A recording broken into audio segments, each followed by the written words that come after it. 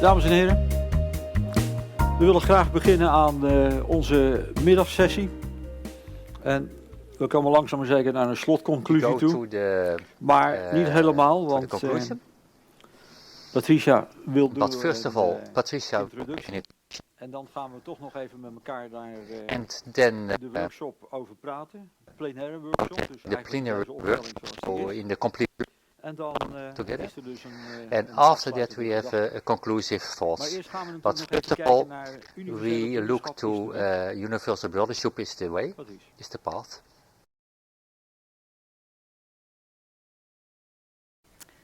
Good afternoon, ladies and gentlemen.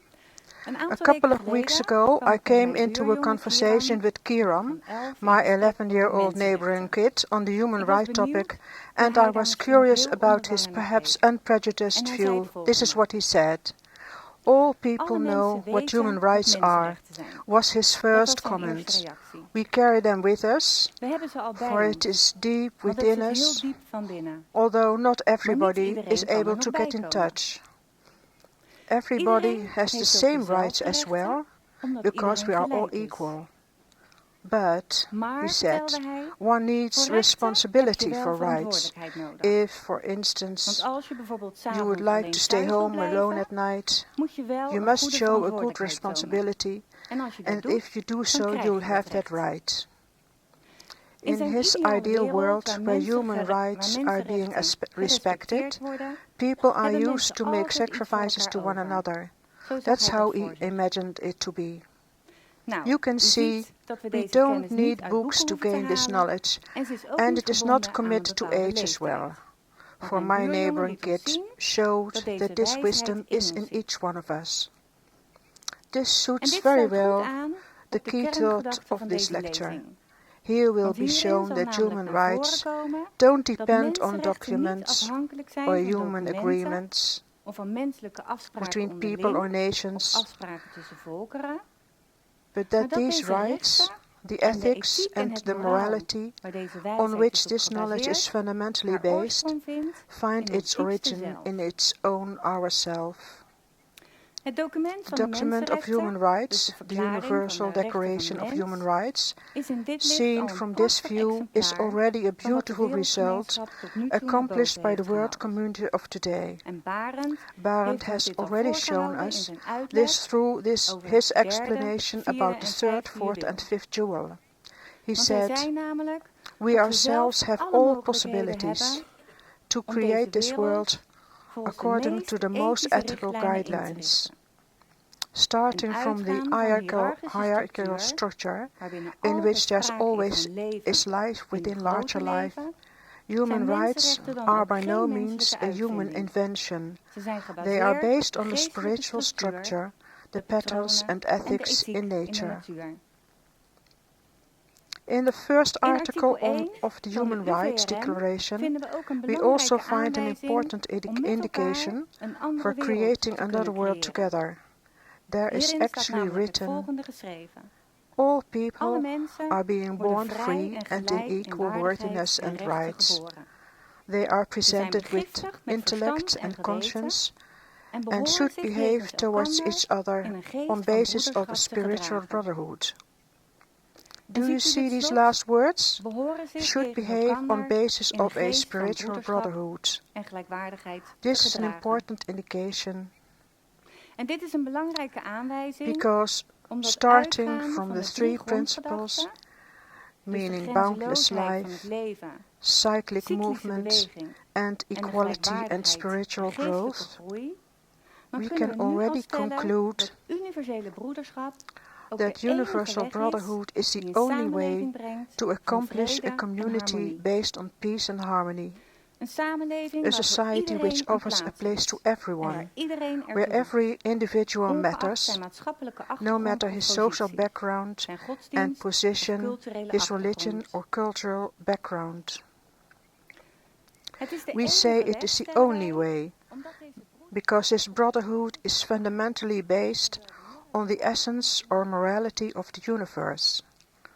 It is that universal love which we have, the compassion, the longing for peace and brotherhood, which flows forth from the heart of the universe. And this is our own inner heart as well. We will explain this to you according to the last jewels of wisdom. These jewels,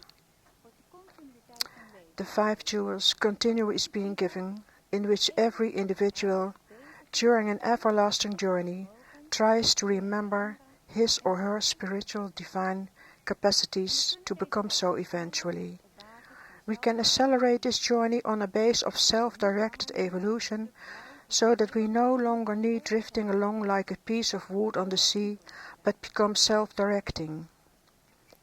The 6th jewel, the 2 paths, is very essential, because it shows us, even if we choose spiritual growth, there still is the possibility of falling back into spiritual selfishness, which leads to spiritual separateness. We shall explain this furthermore. This jewel teaches us, however, that spiritual growth, which means expanding our consciousness, liberates us from the illusions of our existence. A life in which pain and suffering are always there, because the outer life is being experienced as the only reality. This was taught largely yesterday in Block 1.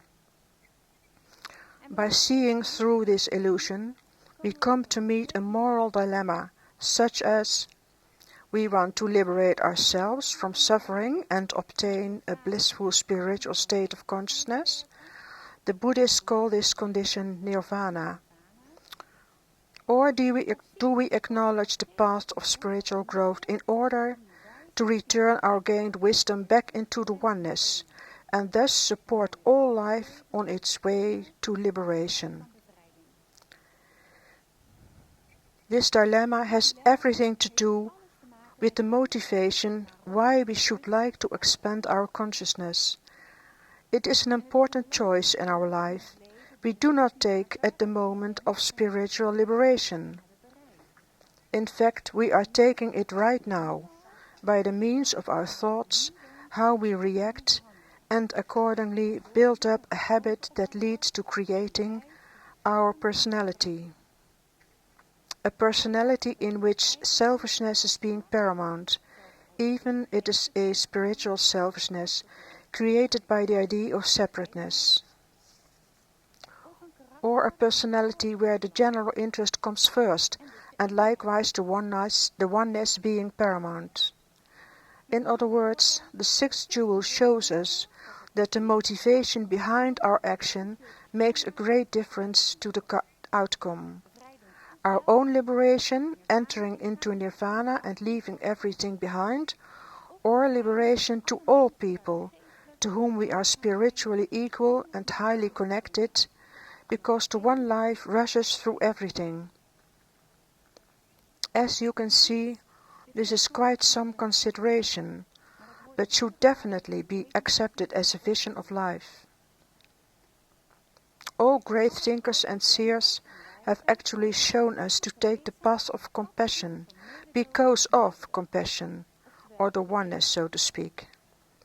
For we can rightly wonder, taking in consideration those 3 starting points, of which the oneness of life being the key thought, whether we can experience happiness if one of our fellow men is still suffering.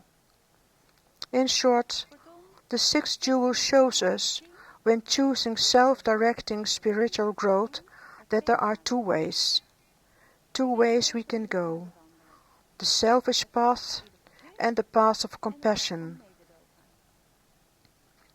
On the selfish path, one does all sorts of actions out of compassion, gaining experiences and insights while expanding one's consciousness. But one does so motivated by compassion. And the end of this path, nirvana, is waiting, which means you will be unable to help others who are following on the same path. You are being driven by a longing for spiritual ease, a way out of the problems we all face by being human. On the path of compassion, you become aware of a large notion of unity, a deep knowing of unity with all life, you have only one motive, such as being a supporting power to all life. Your one and only goal is the spiritual growth of the total unity, that one life. This is your starting point, and you act accordingly. By helping others, you may gain insights as well, and will also expand your consciousness. But the larger vision you gain by helping, you will repeatedly return it into the totality in order to be of still better assistance. Of course, it is you who decides which one of the two paths you choose, because, as said before, we have our own free will and nature does not use any force. But based on the three key thoughts and the mentioned Jews so far, we hereby state that it is a natural cause to experience compassion as a natural fundamental attitude. A basic fundamental attitude where there is no longer any doubt, do I sometimes help or not, shall I do this or that, or is this good or not, etc.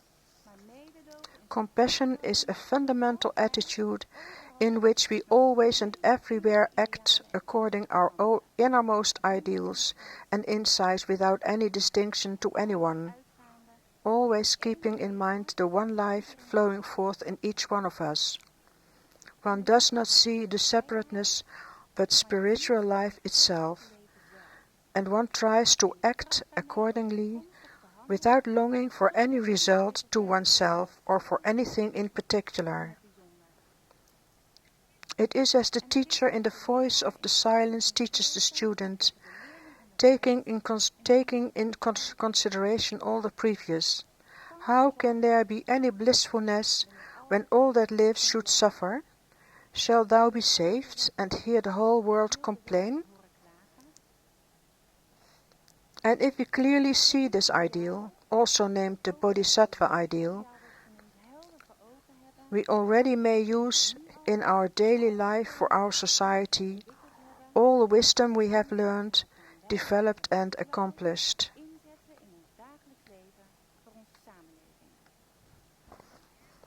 Then we are cooperating in giving form to the essence of brotherhood at a level which is within our reach at that moment.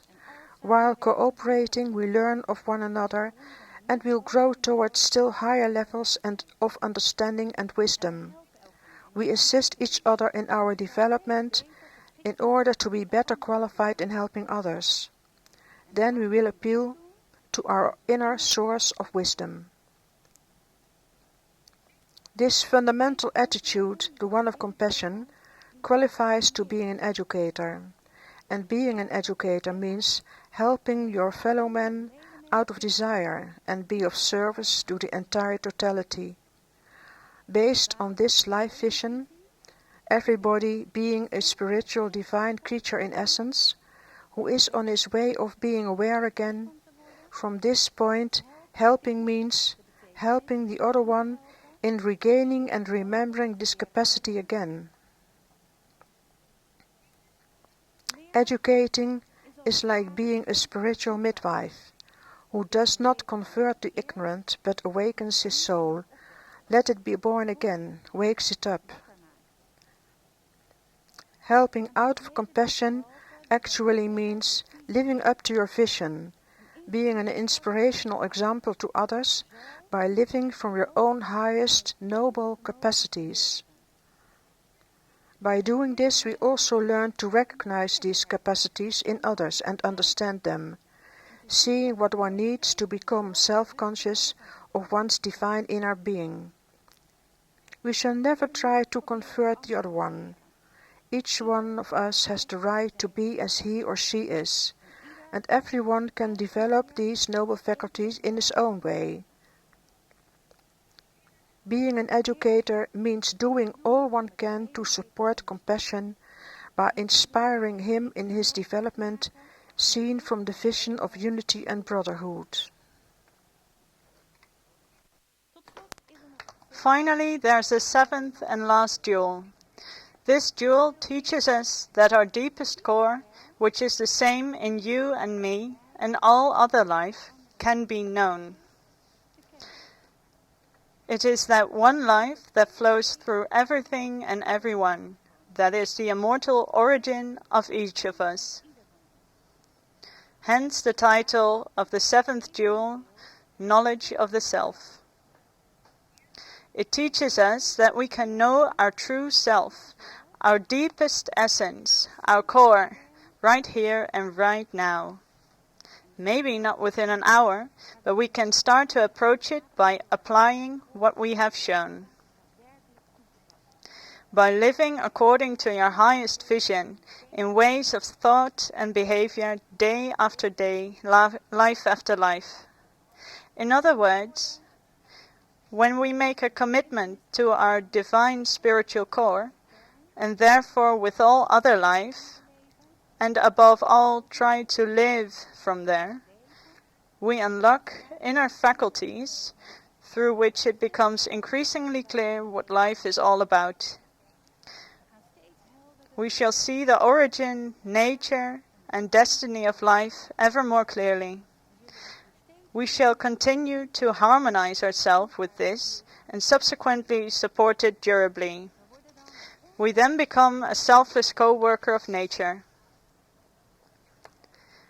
And when you continuously improve in this, when you act increasingly more in accordance to your inner core, without attachment to any result, nature will open up to you and will share with you all of her secrets. Because it is a natural process that you fulfill your duty and bring in your talents in the whole, for the benefit of totality, you always develop what you need in order to fulfill your duty, your dharma. Recently, a woman told about her experience in the Second World War. As a 10-year-old girl, she, together with her 2 younger sisters, came to be alone. Her mother was taken away because someone else took shelter with them. During that period, in which her mother was absent, the young girl developed the strength and ability to take care of her sisters independently. She continued to live the way they had always lived, but now she took all initiatives herself. You can imagine that a child of 10 years old is not yet equipped with the necessary experience, so she literally carried out everything that was necessary from her soul. Now you can see, my young neighbor is right. We have it all in us. We just have to carry it out. As we pointed out before, the last 2 jewels of the 7 will make our vision on life complete. Because it is this vision, based on the 7 jewels of wisdom, that assumes the spiritual background of life, that distinguishes us from an ordinary good man. Of course, you can also do good without a spiritual vision on life, when you assume the singularity of life, but often, due to the limitation of it, a person that adheres to this materialistic vision leans to separateness, selfishness, and fear, which possibly leads to fatalism, discouragement, which is reflected in expressions such as, "What can I do about it? I'm only human." Because of this attitude, we ask for protection and place the responsibility with our well-known authorities. They make, with good intentions, agreements and compose laws or documents such as the Universal Declaration of the Human Rights. In fact, we make ourselves dependent on leaders and conventions instead of feeling responsible for the situation in the world.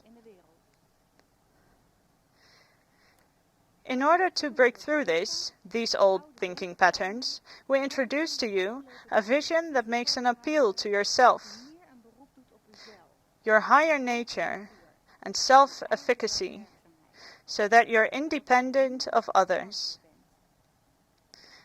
In your higher nature, is your sense of oneness, your understanding, your sense of justice and compassion. When you live from your higher nature, it leads to change of the dominant mentality. This is exactly what we need to live the universal human rights. Bombs can never destroy an incorrect mentality or ideology. Bombs only lead to more bombs. Also, laws and rules can never destroy an incorrect mentality. An incorrect mentality can only be replaced by a better one. By an attitude to life, a mentality that is based on brotherhood. This means that our enemies become our friends. Friends that will work with us to establish the ideal of a universal brotherhood, in which there is a place for everyone and everyone has significance. There is no path that leads us to brotherhood. No, brotherhood is the path. That is why we say, and therefore it is this realization that of the unity of life, together with the purpose of life, that gives us the opportunity to build a world together, as it should be. A world built up by these universal ethical guidelines in which there are no exterior rules and laws needed anymore, because there is a different mentality. A world in which people live the universal human rights. In short, from the seventh jewel, knowledge of the self, becoming more self-aware of your spiritual divine essence, it is a natural consequence that you form a continuously expanding vision of truth and the oneness of life, and live life accordingly. In order to re-experience that sense of unity, the following meditation can help us. And given the boundlessness of life, you can expand it evermore. It makes an appeal to our inner nature. Imagine that you're everything. Everything that you can imagine. From a grain of sand to a galaxy, and everything in between and beyond. You are your friends, your neighbors, the refugee in need, but also the executioner, the oppressor, and your enemies. You are the sun that shines for everyone. In essence, every being is the same as any other being. We are one. Try to imagine in what circumstances your fellow men live, what questions they ask themselves. Try to imagine what takes place on the other side of the world, also concerning ourselves. And then realize that we're all on our way to express our spiritual divine part. Try to understand what moves the other, why they behave the way they do. And then try to do whatever is necessary to support the whole from your spiritual core, through the spirit of brotherhood. Now, after these 2 days, you know we have it all in us. You don't need to take on a course or to be dependent on what others think or dictate what is right. Rely on your own divine core. Consult it with the right mental attitude, that of compassion. And when we dedicate ourselves to the well-being of all life, and sincerely search and strive for truth, we go through a mental change that leads to peace, cooperation, and harmony.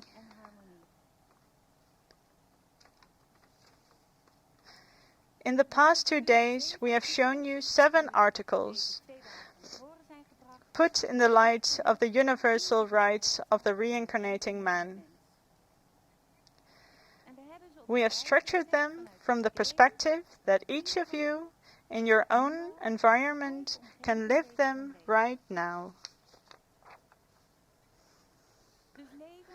When we live from our highest ideals and insights and have a longing for peace, harmony and justice, we shall continuously form an expanding vision of truth and the oneness of life and live our life accordingly.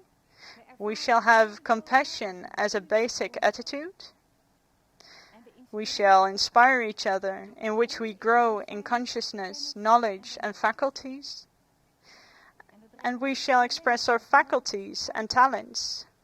And we shall share our developed wisdom.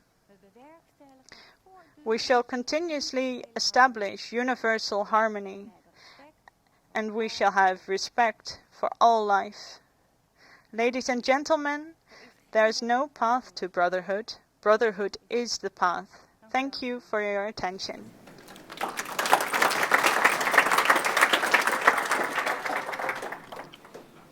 Goed, dames en heren, voordat wij beginnen aan onze Ladies and workshop. gentlemen, before we start with our workshop, I want to give you the opportunity to ask your questions.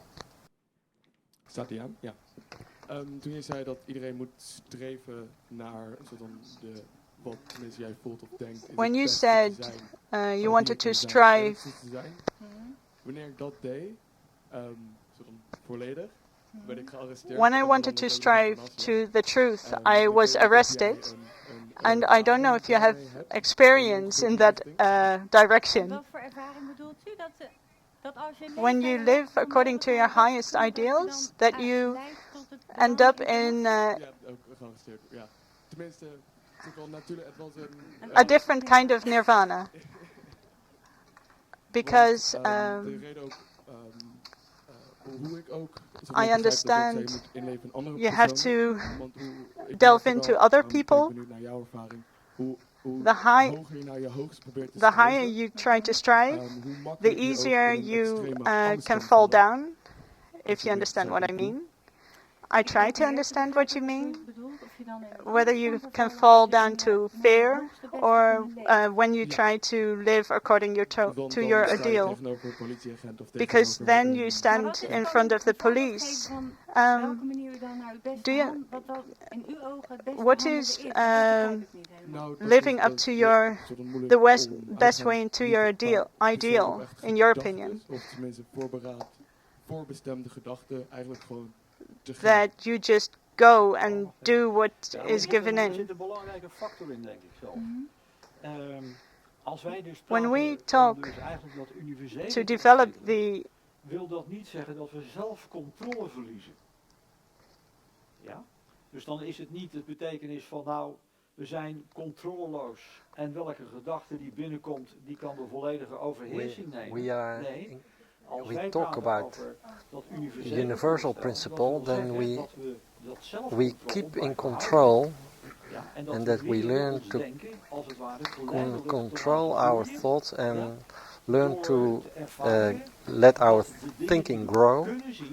En meemaken alleen maar gezien kunnen worden en meegemaakt kunnen worden, omdat er aspecten in ons zijn. Because we can only let it grow because there are things in ourselves that recognize everything, so it can grow. Oké, het universele, er komt een bepaalde gedachte tussen. Nou, die krijgt dus de overhand.